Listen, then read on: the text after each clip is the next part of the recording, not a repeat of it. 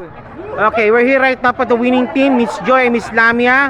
Miss Lamia, how do you feel about the game? Hi everyone, it was such funny and joyful team. Like we did like teamwork. Some of them they do nice spikes, some of them nice defense, and we will train more and we will gain more games, inshallah. And Miss Joy, kayo naman po. Kamusta yung team nyo po? How do you feel your team? Because first set almost shaky, but it came strong in the last set.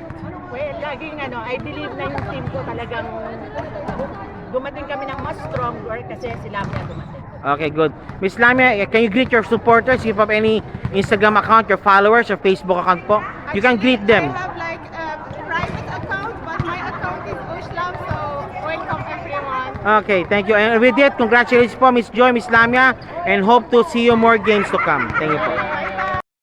Okay, we're here right now po sa ating winning team po. Sa kanyang coach po, si number 28, si Ate Char, number 7. Miss Char, ano pong ginawa niyo po nung second set? Kaya nakahabol po yung kalaban. Papayin siya na nabawi po. Suporta lang po sa isa't isa. Tapos teamwork. Hindi anong ginawa mo, bakit nakahabol sila?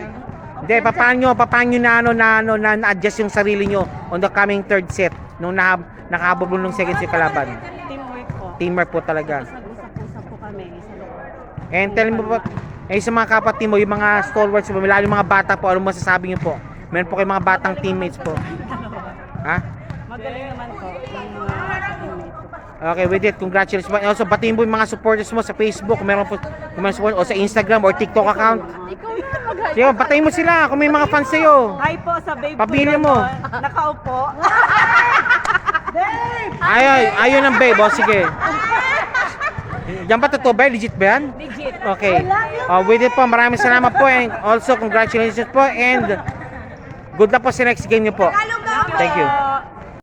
Okay, we're here po si Miss Jen. Congratulations po sa pagkapanalo niyo po. 2-1 against sa Bella Bowlers. Miss Jen, please tell me about your game today. Marami kang palo at saka hulog na pumasok po talaga. Maganda kasi yung receive ng teammate ko. Kaya meron akong mga palo. So, yun. Good set, good receive, good set, yes. and good palo talaga po. And tell me about your team po. Mga bago lang po ba yan o matagal na po ba kayo nagtaano? Matagal na, parang akong bago sa kanila. Ikaw po yung bago. Okay. And also with it po, maraming salamat po and batiin niyo po yung mga family members nyo. Hello po. So, Gonzales Hawlin. And also, kung meron kang TikTok account, yung mga supporters mo din doon and Instagram account, batiin mo rin sila. Yung mga supporters mo po. No need. No need na po kasi congratulations po muli Miss Jen. Thank you po. Okay, congratulations po muli sa Nightingales for winning the game. 2-1 over Furpao. Makasa, kamusta po laro po natin? Mukhang naka-recover po kayo Oo, kasi nagka-anuhan na kami sa loob.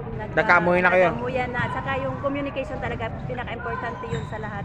Kasi pag walang communication, walang magandang maibigay sa setter yung Paano po yung naging adjustment nyo po sa larong ito? Ikwento nyo nag-uusap naman. talaga kami na ito, sino yung kukuha ng bola, sino yung papalo, at saka lahat. Yun sinasabi ko, communication sa loob ng court. And tell me about your team. Ang team namin, Oh, okay naman yung team namin. Ano naman kami, kasi yung team namin bago yun. Kami mga bago kami dun sa team na yun. Kaya may mga adjustment talaga kami nung pass namin na na laro. So ngayon medyo nagkaamuyan Tanda na. lang. Okay. Okay na siya. okay, muli po maraming salamat po. Miss Makasa, pati yung mga family members nyo sa at ito, yung mga coach mo, kung meron kang TikTok account, yung mga supporters mo. Wala man O akong- Instagram account, yung mga supporters mo rin, Facebook mo. So, Bati mo sila. Sa lahat ng mga kamag-anak ko, dito ako sa Duha, Qatar ngayon, naglalaro ng volleyball. Salamat po. And with it, maraming salamat Miss Makasa.